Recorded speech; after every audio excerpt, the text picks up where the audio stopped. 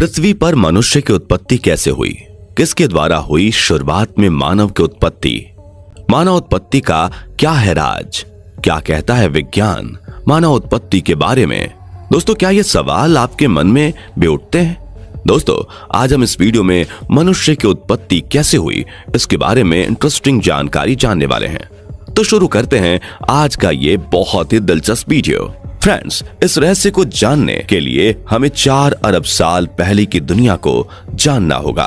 असल में आज की पृथ्वी से 4 अरब साल पहले की पृथ्वी बेहद गर्म थी, यानी कि यहाँ जलता हुआ लावा और मैग्मा पाया जाता था। उस समय पृथ्वी का अनुमानित तापमान 1000 डिग्री सेल्सियस से 1600 डिग्री सेल्सियस था। करीब 3.9 अरब साल पहले पृथ्वी का तापमान कम होना शुरू हुआ और इसी कारण यहाँ तेज बारिश हुई। ये बारिश कई सालों तक हुई। लगातार हुई इस बारिश से लगभग 80% भाग समुद्र में डूब गया। बाकी का 20% भूभाग ठोस होकर ठंडा होकर धरातल बन गया, जिस पर आज भी हमारा जीवन चल रहा है। इस भूभाग के कुछ बड़े हिस्सों के आपस में टकराने से धरती पर पहाड़ों का निर्माण हुआ।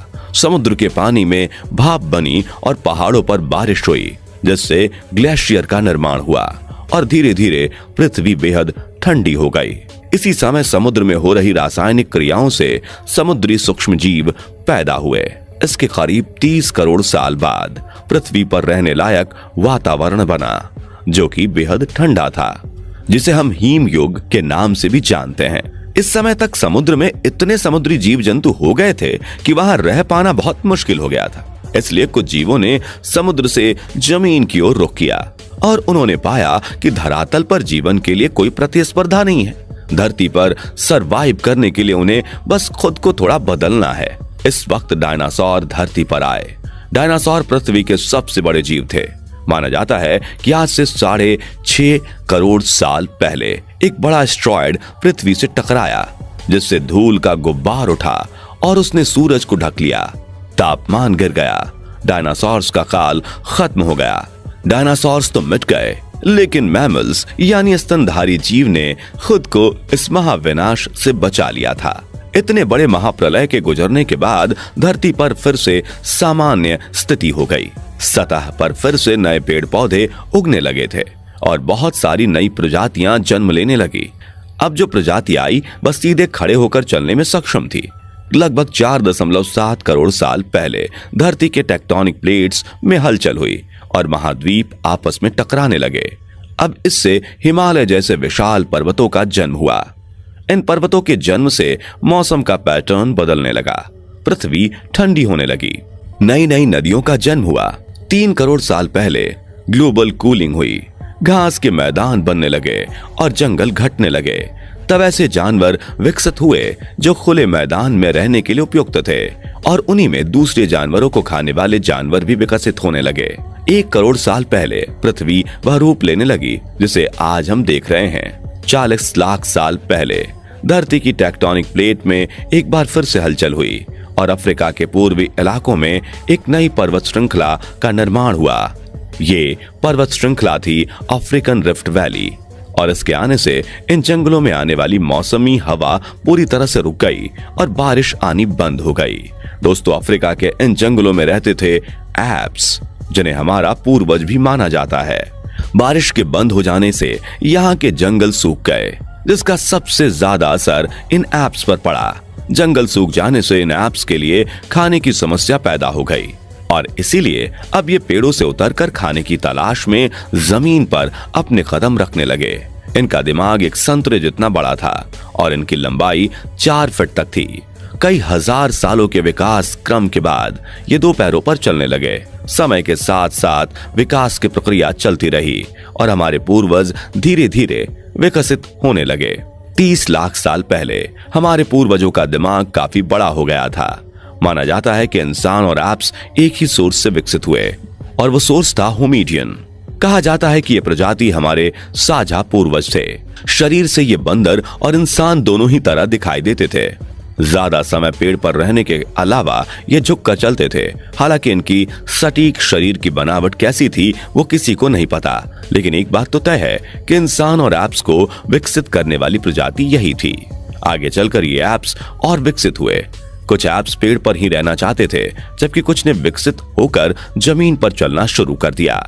जो अब भी पेड़ पर रहना चाहते थे वो बने गोरिल्ला, जो कि आज भी धरती पर मौजूद हैं, और आगे इन प्रजातियों में कोई खास विकास नहीं हुआ।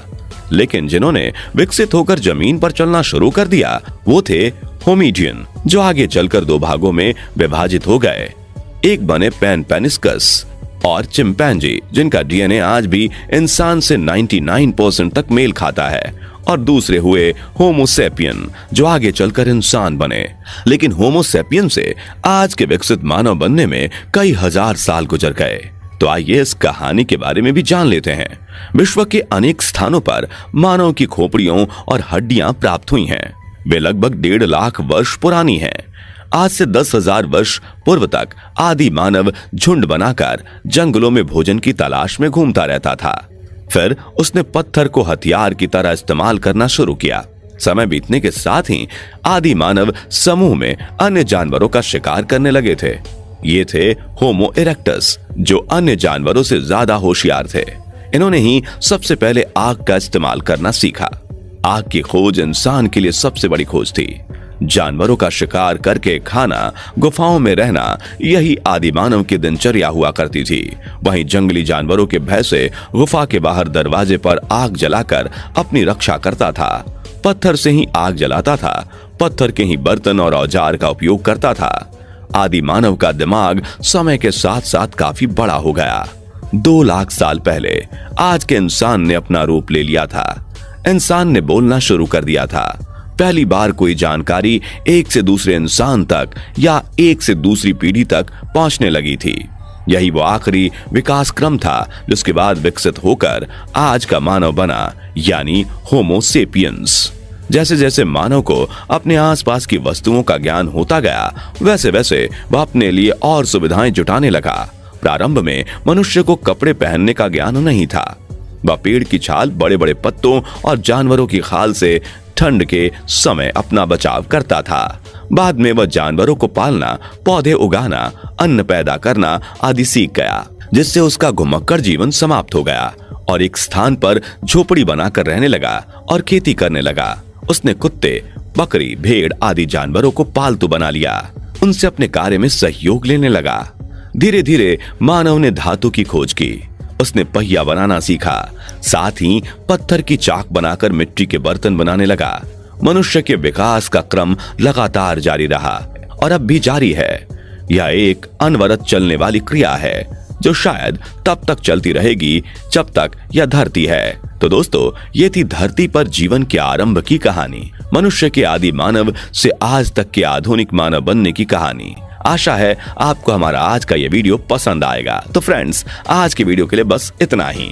अगर आपको ये वीडियो पसंद आया हो तो इसे लाइक और शेयर करें।